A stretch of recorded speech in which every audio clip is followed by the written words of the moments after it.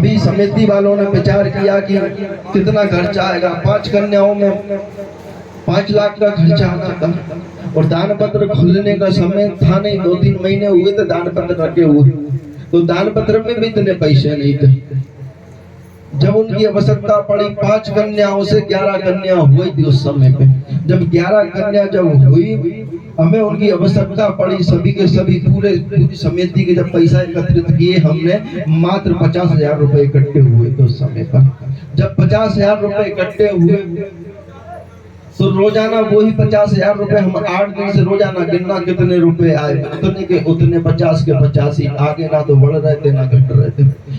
तो एक दिन हमने हलवाई से पूछी, हलवाई ने बता दा 51,000 रुपया, 50,000 बन चले गए, अब होगा ब्याह।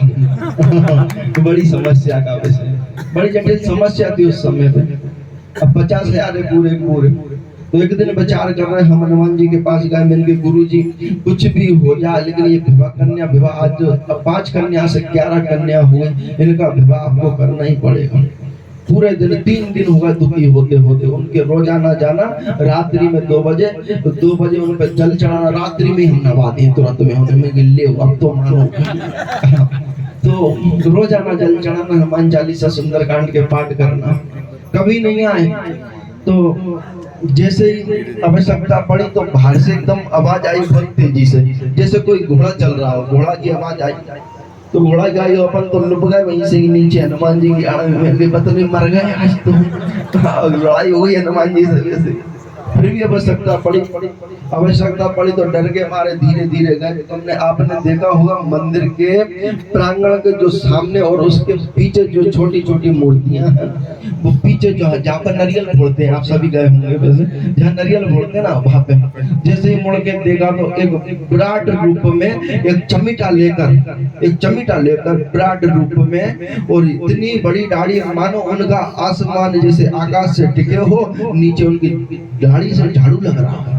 ऐसे विराट रूप में हमारे गुरुजी विराजमान, और उधर ही दरबार, खींची दरबार घोड़ा पे विराजमान, बड़े तेज स्वरूप, बिल्कुल इनका ही स्वभाव है, ऐसा ही स्वभाव।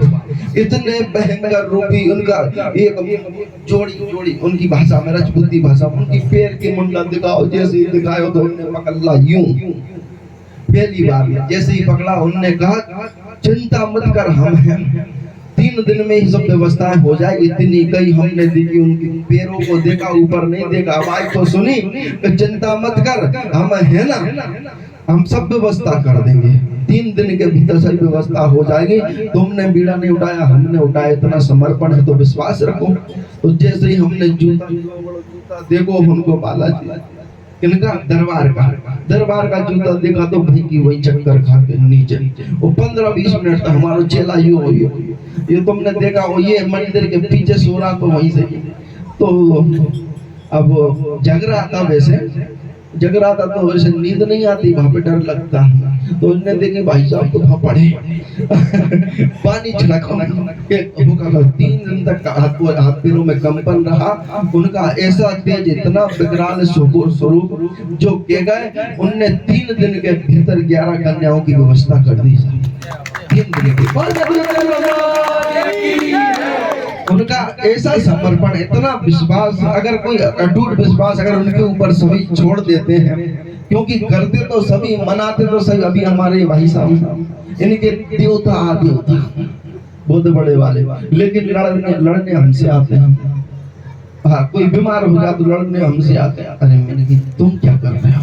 समर्पण, अगर जिस दिन अपने इष्ट पर, अपने जो भी इष्ट करते हैं, जो भी गुरु है, जो भी देव है, अगर आप उनके ऊपर समर्पण कर देते हो तो आवश्यकता नहीं पड़ेगी किसी के आगे नाक रगड़ने की। हाँ, जैसे कि आप हनुमान चालीसा में लिखा हुआ है, छूटे बंदे महासुख होई, छूटे बंदी महासुख होई। वो हनुमान चालीसा में इतना तेज है, हमने कोई तपस्या नहीं करी। प्रथम बार से ही आरंभ किया हमने, रात्रि में 9 बजे के बाद में जाना, हनुमान जी पर जल चढ़ाना रात्रि में, और हनुमान चालीसा से 108 पाठ रोजाना करना, ऐसा नियम बनाया। 108 पाठ करना और राम नाम की माला करना, एक दीपक लगाया, ज्योत लगाई, और रोजाना ऐसा ही नियमित बन गया महीनों तक, और साले बीत गए। आज भी ऐसा ही नियम चल रहा है।